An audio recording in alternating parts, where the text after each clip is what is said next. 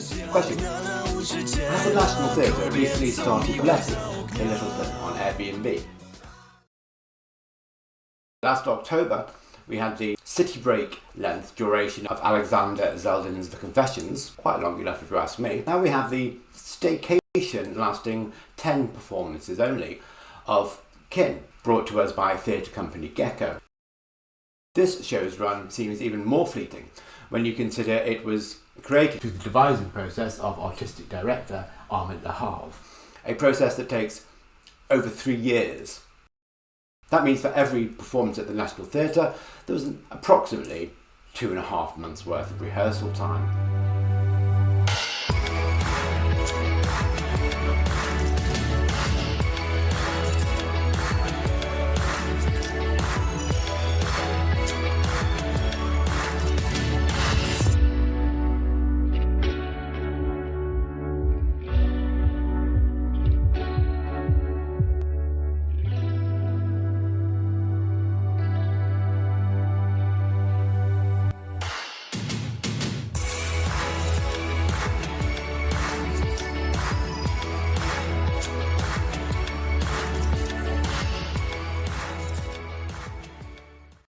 Let's assume that subletting isn't a side hustle though.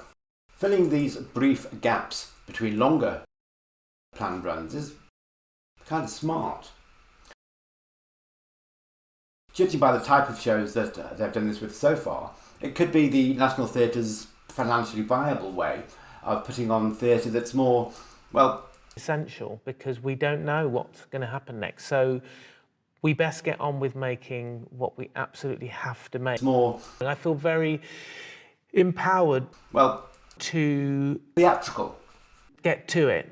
I'm talking about the sort of theatre that comes hot-footing it from Edinburgh, carrying its plaudits, doing a short run in Battersea Arts Centre or Riverside Studios.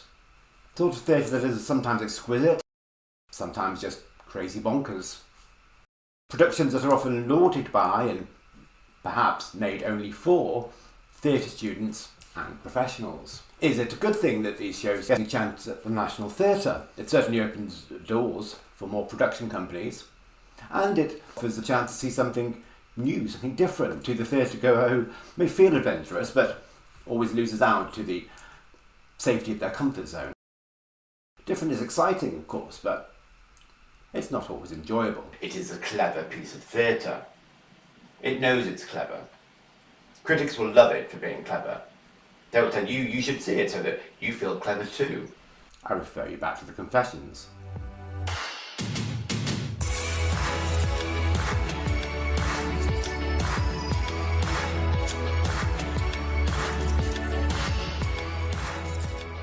Given this context, it's kind of difficult to know how to approach reviewing a show like Kin from a theatre company such as Gecko. With a strong existing identity and a unique approach, Lahav is already studied as a practitioner. In fact, one of the nights here at the Lyttelton's run is a schools-only performance. And go onto Gecko's YouTube channel and you'll see reams of comments from those who are watching because it's part of their GCSE drama assignment. That means there will already be fans. Down there will already be detractors. You suck! There will also be swathes of people in the middle for whom this sort of thing just isn't really that exciting. Boring! So who am I talking to? I can extol the virtues of Kin, of which there are many, until the ice cream and the non-existent, in this instance, interval have completely melted away. But the truth is it will either be your bag or it won't be. And you'll know that if I just objectively lay out the facts. So here goes.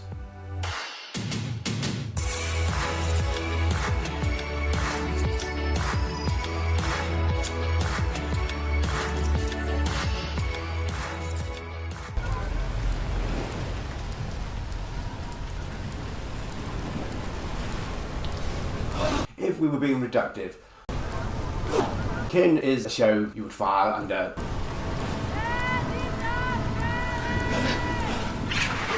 physical theatre.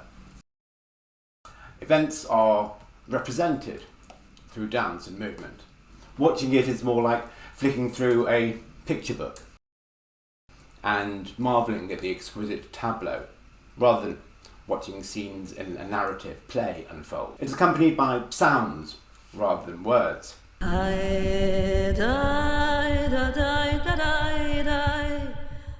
What Little Speech There is rarely English, and it's covered by a number of languages, most of which I didn't recognise, and one of which I think is probably made up.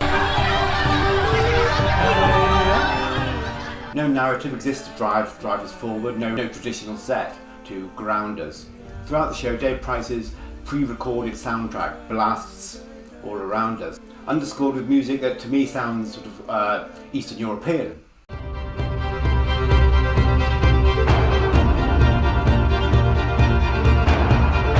I'm pretty sure it also plays most of the singing and the little dialogue we see on stage as well. And that's how it goes for an unusual and interval-free 80 minutes. And I'm guessing you've made your decision already, haven't you?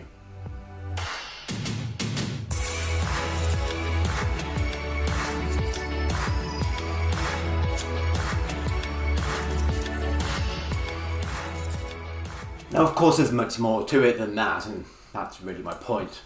Kin explores family and the role that family plays in our definitions of where we call home, looked at through the eyes of immigrants.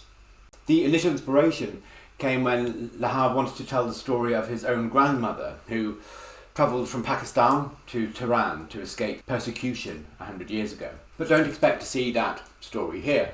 That's only the inspiration, and it's not until year 3, the making year. Let's have a little play with some physicality, and let's see if we can amass some material. That the story starts to come together. By that point, there had been influences from the other performers. My experience sharing this in the space. But still then, at least 3 more drafts to go before the piece that we see is ready to be shared. What is shared is a series of moments. If you try and find a narrative in there, you will only get frustrated, believe me. Rather, I suggest allow these moments to play as they are. Allow them to wash over you. And you may be very surprised by the impact they will have. We see border controls and the corruption, bribery and violence behind them. We see refugees turning against other refugees. We see exhilarating highs that get smashed away by devastating lows. And we see reflections of ourselves in the suggestion that to be accepted, others must take on our ways and reject their own senses of self, even when that sense of self includes the colour of their skin. This is all, of course, very sad, but not that shocking for most of us. Kin isn't telling us anything we don't already know. Arguably, Kin isn't telling us anything because it has no narrative arc to it. The strength of the show lies in the fact that its treatment does not deliver us dramatised factoids or serve up overused cliché. The fact that I'm able to summarise these non-literal representations surprised even me. And for 80 minutes, this does remain engaging, although if it was even a few minutes longer, I think it may start to try most people's attention spans. There's only so much Eastern European singing one can hear before mournful balladeering starts to sound like painful caterwauling.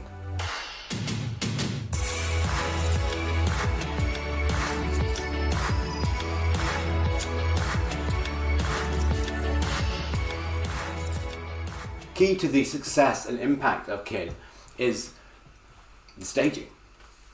Design, music, lights, sound are an intrinsic part of the action with the performers and become a part of the rehearsal process from year 2, the writing year. And it shows.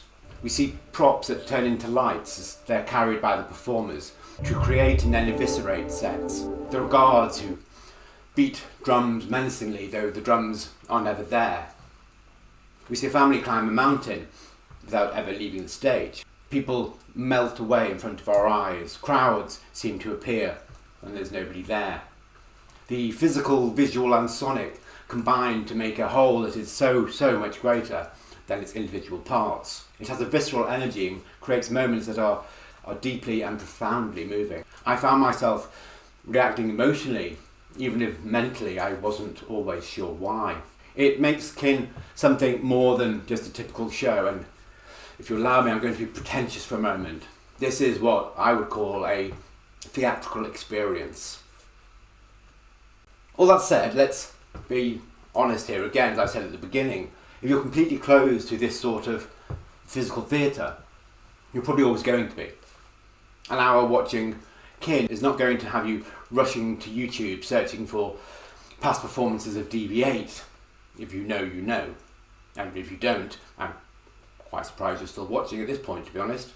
But I would say if you have an inkling, a chink of curiosity, if you get a bit excited about the idea of seeing something completely new and different to what you've seen before, but perhaps you worry about the tube journey to Hammersmith or Battersea. Even if you just find yourself strolling down the South Bank one of these cold nights with an hour and a half to kill. If any of these situations arise, I would strongly recommend getting yourself down to the National and giving it a go. Worst case, you'll be nonplussed. You'll have lost an hour of your life and you'll still be home at a reasonable time for dinner. But best case, you may feel you have experienced something that is, at times, absolutely extraordinary to witness. And that feels like a gamble worth taking.